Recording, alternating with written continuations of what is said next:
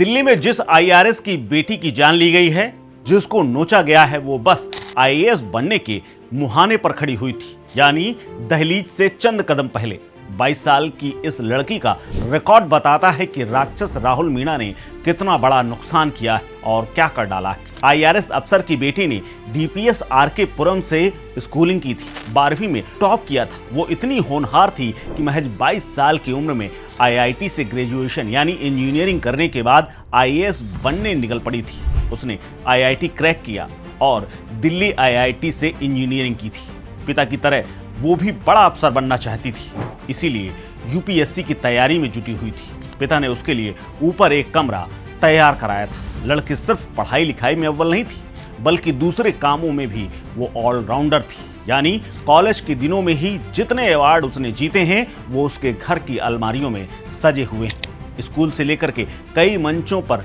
उसकी पहचान एक बेहतरीन डांसर के तौर पर भी थी। यानी उसके घर की अलमारियां जितने अवार्डों से भरी हुई हैं, वो ये चीख चीख कर कह रही हैं कि लड़की बहुत होनहार थी। बात करें उसके परिवार की, तो बड़ा भाई एमएनसी में बड़ी पोस्ट पर है, माँ डॉक्टर है, पिता आईएएस अधिकारी है। अब जरा सोचिए, ऐसी लड़की को आईएएस बनने से कौन रोक पाता।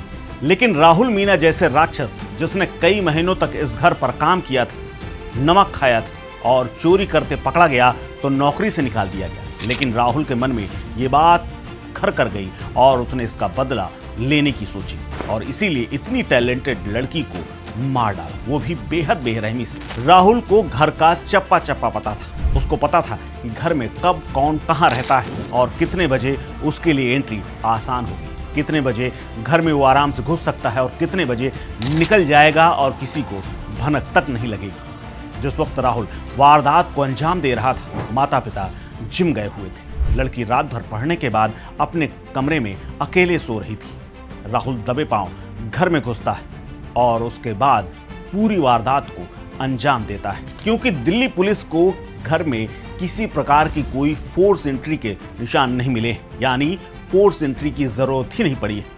घर में घुसने का इरादा लूट का था, मोटा पैसा लेकर के भागने का था, क्योंकि उसको पहले से ही साहब की अलमारियों के बारे में पता था और उसमें रखा हुआ कैश उसकी आंखों में चमक रहा था। राहुल घुसा और उसके बाद उसने सीधे लॉकर पर अटैक किया, यानी सीधे लॉकर खोलने की कोशिश की, लेकिन उसमें फिंगरप्रिंट वाला लॉक लगा हुआ था। जिसके बाद उसने सीधे लड़की के कमरे में एंट्री की, जहां उसे लॉकर खोलने के लिए धमकाने लगा। लड़की ने विरोध किया तो एक वजनदार चीज से राहुल ने उसके ऊपर हमला कर दिया, जिससे लड़की लगभग बेहोश हो गई, यानी निढाल हो गई। उसके बाद उसे घसीट करके ऊपर से नीचे लेकर के आया और लॉकर खोलने की कोशिश की। उसकी तमाम उंगलियों को उसमें लगाता रहा, लेकिन इसमें भी उसे नाकामी मिली।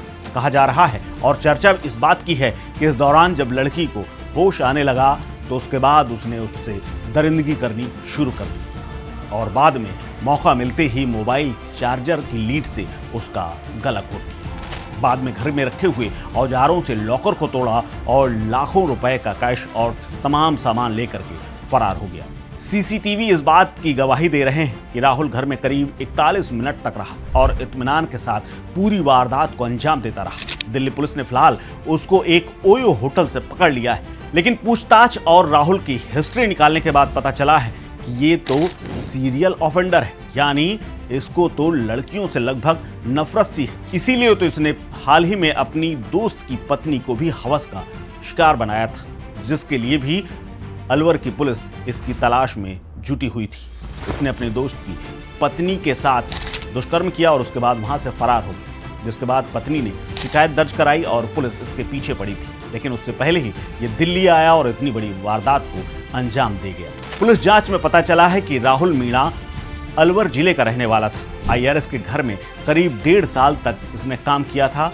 घर के तमाम खाना पीना झाड़ू पोंछा तक इसने किया था, लेकिन पैसे की हेरा फेरी और चोरी के शक में इसे 1 महीने पहले ही निकाल दिया गया था। पुलिस के सामने राहुल ने कबूल किया है कि ऑनलाइन गेम खेलने का उसे चस्का है और इस चक्कर में उसने काफी पैसा गंवा दिया है। कई लोगों से इसने पैसा भी ले रखा है। फिलहाल पुलिस ने सीसीटीवी फॉरेंसिक सबूत जुटा लिए हैं और अब पूरे मामले में तेजी से काम जारी है। लेकिन सवाल यही कि पॉश कॉलोनी में इतनी बड़ी वारदात हो गई और किसी पड़ोसी को भनक तक नहीं लगी। लड़की को कोई मदद तक करने के लिए नहीं पहुंच पाया और उसकी तमाम चीखें चार दीवारी में कैद होकर के रह गईं और वहीं दम तोड़ गई। अब परिवार सदमे में है। वो सोच रहा है कि जिसे काम दिया था, जिसको नमक खिलाया था, उससे इस तरह की हरकत की कतई उन्हें उम्मीद नहीं थी। शायद उन्होंने इसके बारे में कभी सोचा तक नहीं था।